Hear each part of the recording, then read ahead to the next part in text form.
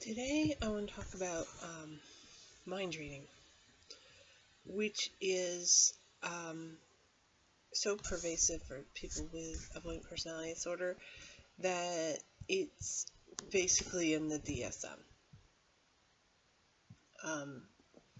That they try to predict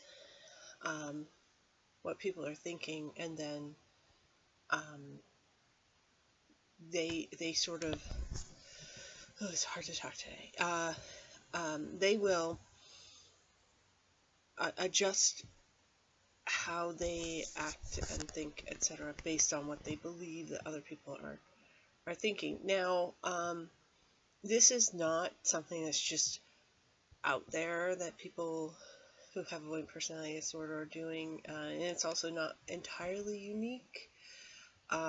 What it is they're picking up usually micro expressions that people make, and it could be that they really are truly picking up on what's going on, or it could be that they are misinterpreting what somebody's look on their face might be. I had people sort of have a heart attack that I was saying, oh, somebody could sneeze and that could be misinterpreted. But really, truly, if you're avoidant and you are looking to try to see if somebody is safe for you, meaning that they like you, unlike a lot of the general population who either just don't care or are actively looking for positive reinforcements, people with avoidant personality disorder a lot of times are looking for negative feedback, and then they use that to say, okay, so this person is not safe, I got to get away from them.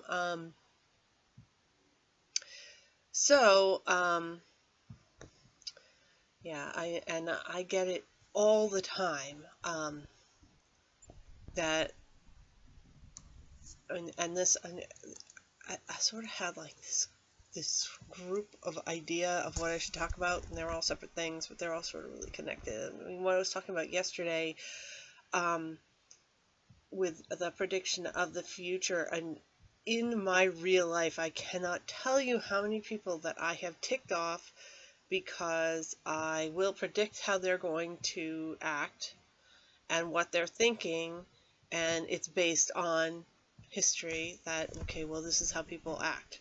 They're like, no, I'm not like everybody. I'm my own individual person. And truthfully, I think they get most ticked off when I predict something and it's actually what they've been thinking. It does bite me in the end. I am very, very mistrustful of people when they explain their motivations, because I think a lot of it is like the Facebook effect, where people only put their best foot forward and they're not going to admit the whole truth, and they're only going to say, you know, the nice thing to your face, and they won't admit the truth. But you know, truth always comes out. It always comes back around. You know, I don't know, maybe other people operate differently, but in my family, the greatest pleasure was to come back and sort of report what everybody else is saying. And it does always come back. And actually, I ran into that this week in a professional capacity. Somebody told me, one thing, this is a professional, not a friend, not a family, this is, you know, somebody's working with us, said one thing to another person, you know, completely different from what they had originally told me, and then the third person came back and said, well, actually, this is what they said. And it's like,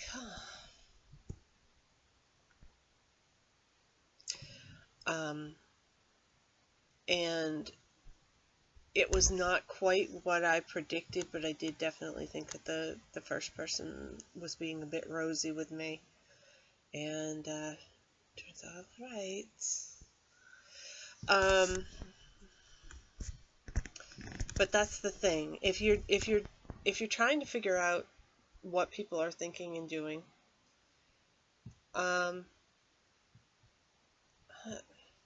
see, I can't conceive of not doing that.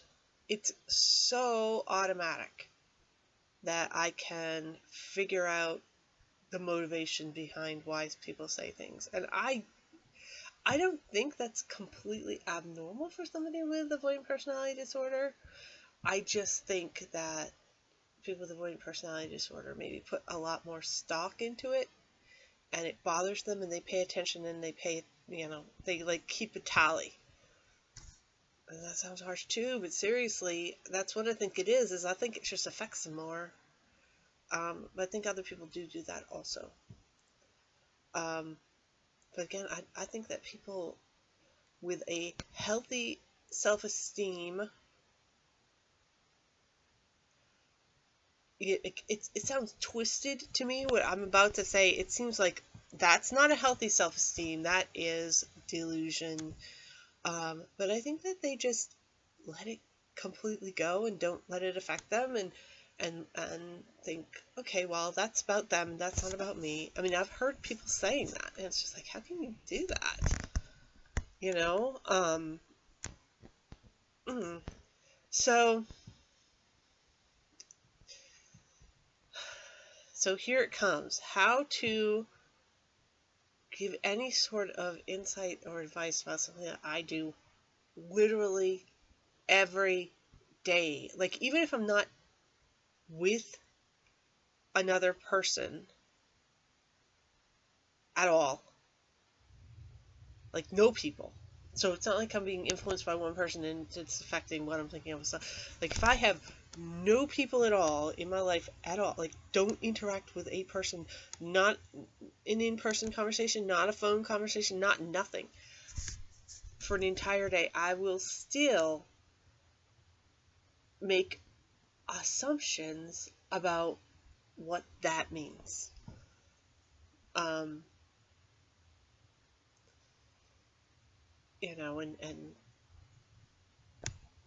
a lot of it is self-protective. A lot of that does keep me really, really pinned in a corner.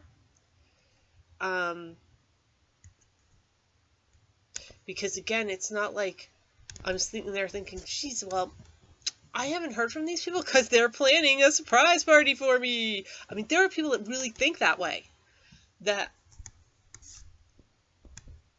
there are people who truly think absence makes the heart grow fonder, and it will be, I'm glad I've been dropped by somebody so that I can, get the hit out of seeing them again when I finally see them again. People are like that, and it's like, what? I understand that.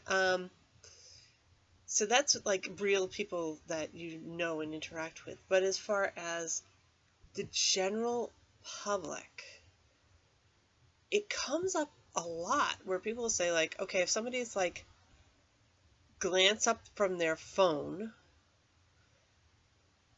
probably, realistically, probably that means that they've seen something that's ticked them off on their phone. They glance up from the phone and they've got a dirty look on their face. It's not because they've picked you out of the crowd to glare at. It's not like they've got some sort of, radar that, oh, there's somebody that really deserves this. Most likely it is like, and it's got to be pretty much a guarantee, nearly 100% chance that it's something going on with them, not you, if this is a true stranger. And the problem is, if you're avoidant and you're looking and you're seeing these people,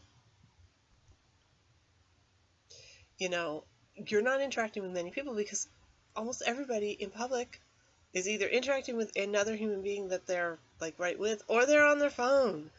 So they're not even noticing. Nobody's noticing anybody. Nobody's looking at anybody. There's no sort of room or capacity for people to be kind in a general, cat You hear 'em? Anyway, just in general, they can't. They're not going to interact with you, or they're going to try and sell you something. That's it.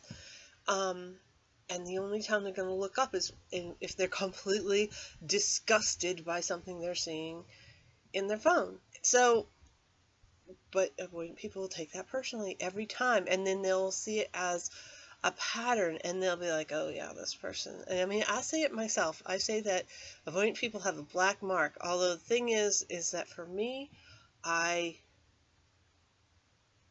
don't pay any real attention to like general people that I don't interact with at all. I'm like, okay, whatever.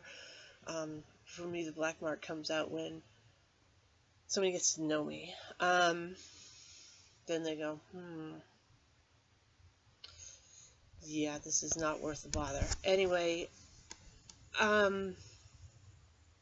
yeah, my rejection comes when somebody gets to know me. That's for sure. But because then again, I've like given up on trying to interact with people because I need to. Actually, this was going to be another video. I need to protect them from me. Maybe I will do another video. Write another video. I'll talk about in another video. See, I need to not talk. Anyway, but yeah, that is something that people do. They try to read people's minds, and it's not magic. It is literally based on the two things, which are micro expressions if you actually see somebody in person, or it's a history that you're looking at, again, to try to predict how people are going to behave based on your experience.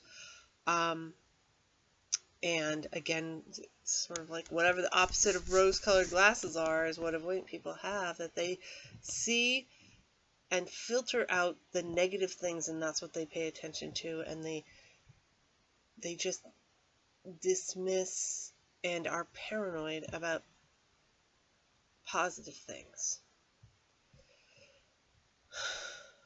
So this is kind of a bummer. Are they all bummers, these videos I make?